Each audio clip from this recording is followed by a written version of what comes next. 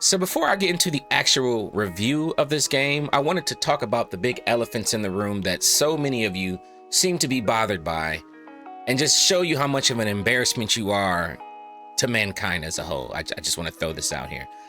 And that is the whole wokeness, transgender scars, the non-binary dialogue in the game, whatever.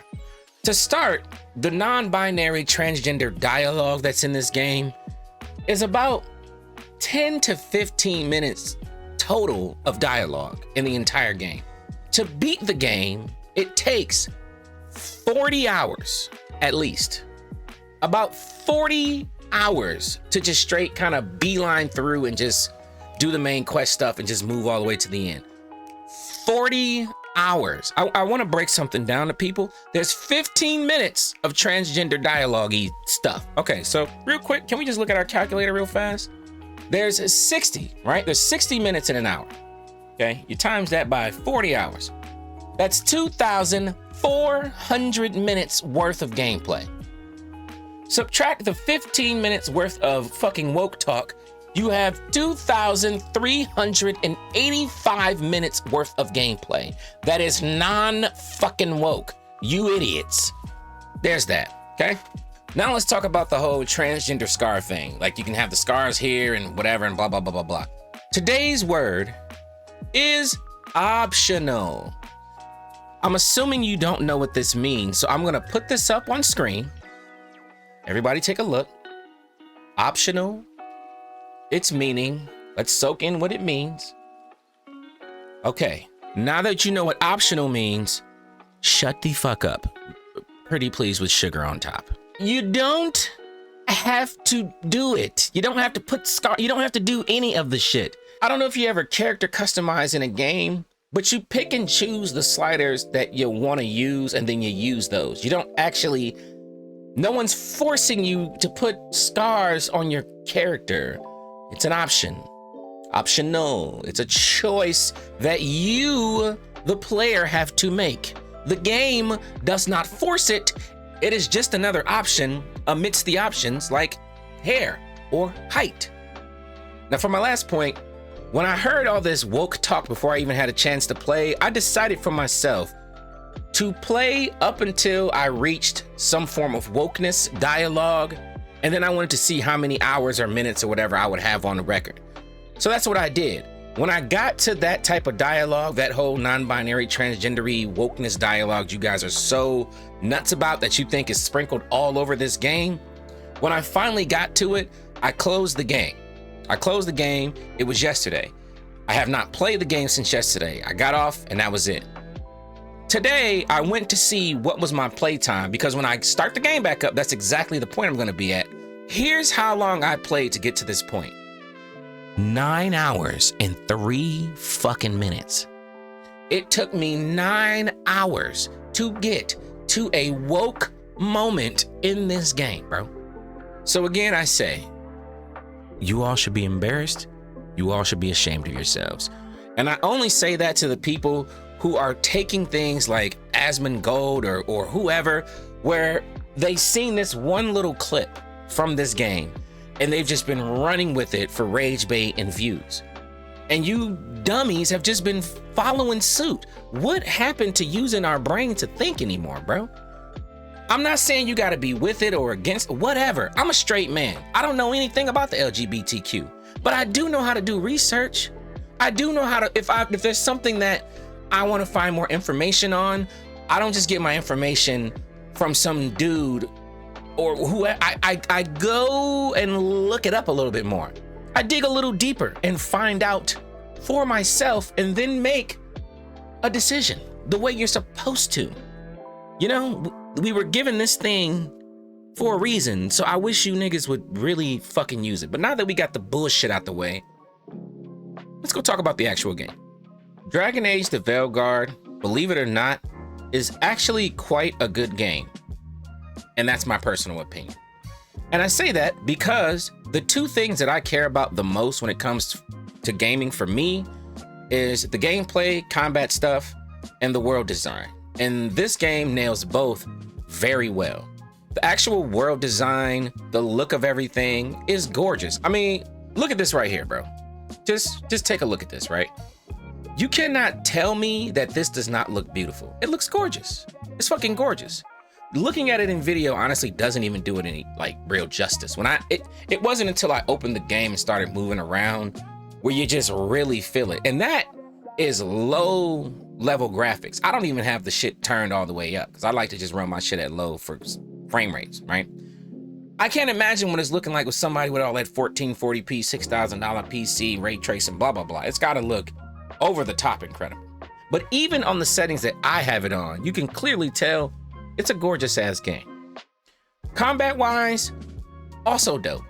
Whether you're a mage or a rogue, which what I'm doing, I usually mage or rogue, I don't really know anything else. But both classes are incredible. And mind you, yes, there's warrior and then there's the dwarven class stuff. I'm not a long sword shield person and I don't do hammers, so I could never tell you about that type of combat. But I do know the combat in general from that I've played with the rogue has been fantastic. The double sword usage, the bow, the what the shit do you call it? Like the buffs and stuff that you can equip to these. Like right now, both of my swords have necropsy on them. So you'll see them glow green. It's like gas or toxic gas or some shit. And it just does like a bunch of extra damage. It just looks so good, bro. The combat is extremely fluid. It doesn't feel clunky like at all. My dodges and like my swings feel heavy. And I just feel like, especially when you have your timing right, because I'm not gonna lie to you guys, I'm terrible. I suck at close quarter combat. I don't know why I keep trying, I just do. But when I'm doing good, oh, am I doing good? And boy, is it satisfying when you've got like 10 freaking enemies around you and you're freaking dashing and slicing and dashing and then with the air. So much fun, bro. Then on top of that, you have your companions, which you can switch out before you actually go on a mission, right? You can change your party out. But with each companion, you get 3 extra skills. Like with Neve, you get this time slow, which I just really love, right? It's probably one of my favorite abilities on my companions. So you can go in here, fight, boom, boom, boom, boom, boom, boom, boom, boom, boom, hold the right bumper, bring up the whole skill wheel. I don't even know what you call this thing. Use the time slow real quick. Still, right after you press it, you can still rush in and fight because she'll do it because you've already clicked the action. Slow down the world, get to whooping some more ass, press it again. Then, while time is slow still, you can once again press the RB button, use a different companion's ability, maybe for damage, or maybe it's a boost for you, or whatever the case may be, but you can use it on the fly very quickly. Then on top of that, not only do they have their own separate skills that you get to use and control at your own whim, they also have combination skills. So Scout Harding and Neve can combine together this like, Neve, it's like a ice bomb time Chronos Holdy. I can't even explain what the hell it is. I don't know what it's called. I suck at names for things, but there's a lot of combination skills between your 2 companions that you can also use on top of your own personal skills. Like I'm telling you, the combat is fire. And on top of that, visually, it looks beautiful. I mean, the effects are fucking gorgeous. The sword slices, the smokes, the lightning strikes, the fire, all of it just looks so freaking good, man. As far as the UI goes, I'm not gonna lie, I was a little skeptical. Cause that big ass wheel, I thought personally like, man, this is gonna be, I gotta really like, even though it doesn't, like you're not gonna be attacked while you have it open, or like it slows down time by a shit ton, I guess. At first, it took me a minute to get used to it because you're kind of reading like, what the hell does that do? What the fuck is that? But once you know, like this here is the damage thing, this here is for time slow, this here is for movement, it's so fast. Especially the more you play, you're gonna find out the party members that you like bringing with you the most, right? I pretty much always go like Neve Lucanus, Neve Scout Harding. They've been my people for this entire journey so far. So I know their skills, I know exactly where they are. So when I'm fighting, I can boop, boop, bop, bop, boop, boop, bop, bop, and just combine it all together for some serious ass whooping.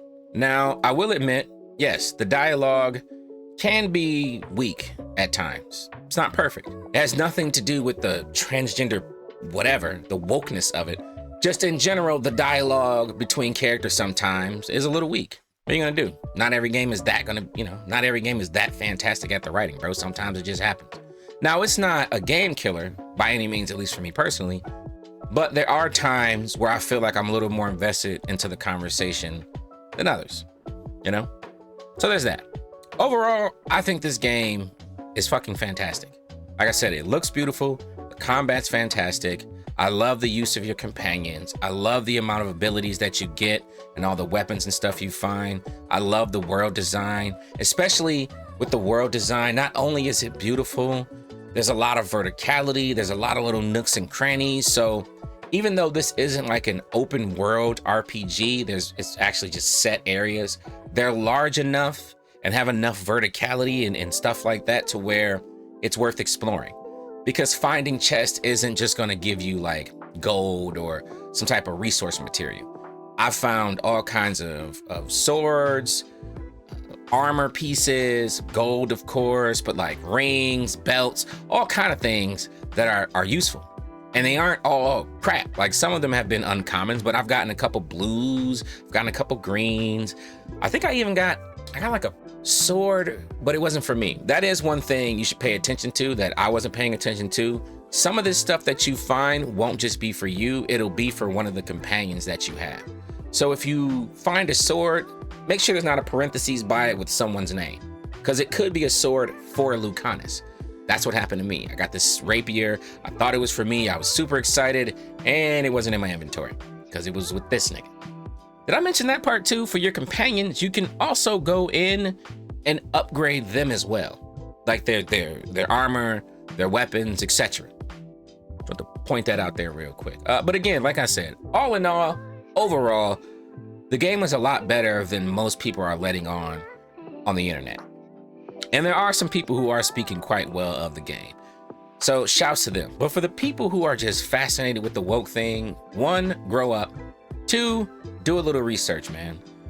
We really have to get back to a place in the world where when it comes to our information, we put a little more time and effort to find out the truths of things. You know what I mean? We make our decisions more based on what we've really looked into, as opposed to just being like, oh, well, he said it and it must be true. You can't just keep taking shit at face value, bro. It's a terrible way of living. So like I said, if you were a little concerned or not sure if you wanted to buy this game, I'm personally recommending it. I'm enjoying it and I'm gonna keep enjoying it. For those who find it too woke, don't play. It's kind of that simple. For those who don't give a fuck like myself, you should probably play. Anyways, that's it for me. I'll see you guys in the next video.